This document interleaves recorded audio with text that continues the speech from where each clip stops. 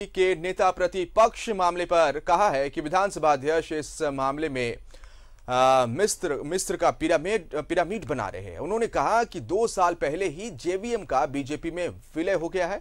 इसके बाद भी अध्यक्ष मामले को लगातार उलझाकर जिंदा रखे हुए हैं। मानसून सत्र के पहले दिन विपक्ष के तेवर तल्ख। शोक प्रस्ताव में बीजेपी ने उठाया प्रतिपक्ष का मुद्दा।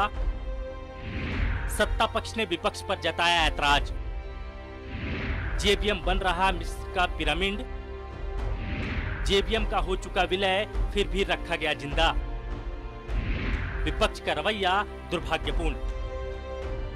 शुक्रवार से शुरू हुए झारखंड विधानसभा के मानसून सत्र के पहले दिन ही विपक्ष ने अपने तेवर साफ कर दिए। बीजेपी विधायक दल के नेता बाबूलाल मरांडी ने स्पीकर को निशाने पर लेते हुए कहा कि विधानसभा अध्यक्ष ने जेवीएम को मिस्र का पिरामिड बनाकर रख दिया है।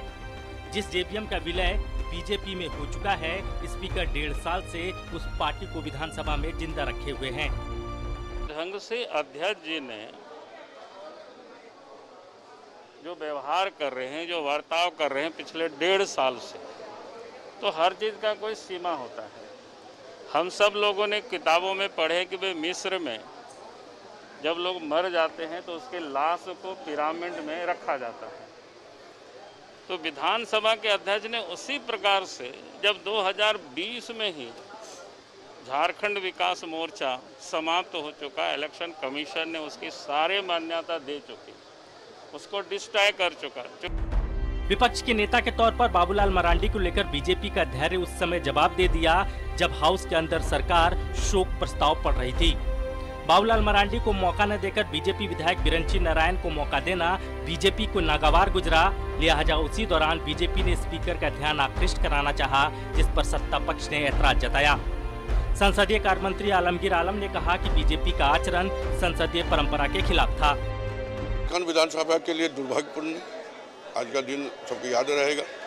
आज तक 100% के समय कभी भी सदन में इस तरह का आचरण नहीं देखा गया है, दुर्भाग्यपूर्ण है ना कि लोकतंत्र में राज्य की सबसे बड़ी पंचायत ये है, और अगर यहाँ बार बार अगर विषय को दबाया जाएगा तो कहीं ना कहीं उसका प्रस्फुटन होगा। मुझे लगता है कि आज जो हुआ वो उसी का एक रूप था। एनडीए की सहयोगी आजसू ने भी बाबूलाल मरांडी को लेकर बीजेपी के इस टाइमिंग पर सवाल उठा दिया। कांग्रेस विधायक इरफान अंसारी ने तो बीजेपी को यहां तक सलाह दे डाली कि बीजेपी के नेताओं को इरफान अंसारी से सीखने की जरूरत है। कोई भी ग्रीवांसेस, खासकर उनके नेता प्रतिपक्ष का ना चयन होना, वो एक विषय है और उसके लिए वो स्पीकर से मांग कर सकते हैं। खाली समय चुनने का जो जगह था वो थोड़ा मुझे लगा कि इस जगह पर थोड़ा कहीं ना कहीं आगे पीछे हो गया है। पूरे मीडिया ने देखा, पूरे राज्य ने देखा कि भाजपा का क्या आचरण है, और भानु प्रताप शाही को मैं कहना चाहता हूँ कि कम से कम ज्ञान लीजिए। इसीलिए कहता हूँ कि पढ़े लिखे लोगों को राजनीति में आना जरूरी है। ये अनपढ़ लोग, गंवार लोग हैं ये लोग। अब बताइए, जो लोग जिनके माँ बाप चले गए, जो इतनी बड़ी बड़ी हस्तियाँ चली गई, उनके प्रति हम लोग सच्चे दिल से श्रद्धांजलि दे रहे हैं। अब वहाँ भी आप बाबूलाल मरांडी की बात कर रहे हैं। सदन न तो बंधु तिर्की को कांग्रेस का विधायक मानता है और न ही बाबूलाल मरांडी के जेवीएम को बीजेपी में विलय को स्वीकारता है।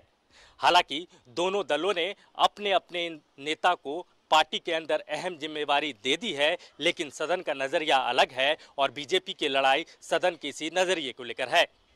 कैमरामैन अभय प्रसाद के साथ राकेश कुमार, न्यूज़ 11।